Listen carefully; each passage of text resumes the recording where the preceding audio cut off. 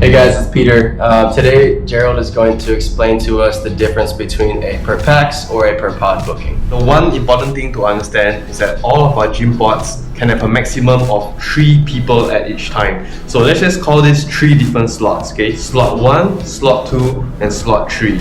So when you book a per pax booking, you are booking one of the slots. When you book a per pod booking, you are actually booking all 3 of the slots. That is why naturally a per pod booking would be more expensive than a per pax booking. So when you open up the GymPod app, if you see 1 or 2 booked, that means someone has booked a per pax session, meaning it's just them in there and other people can join up to 3, obviously, right? So if I select one of the ones that say 1 booked, I can book a pack session and join. Likewise, if I hit 2 booked, I can still join.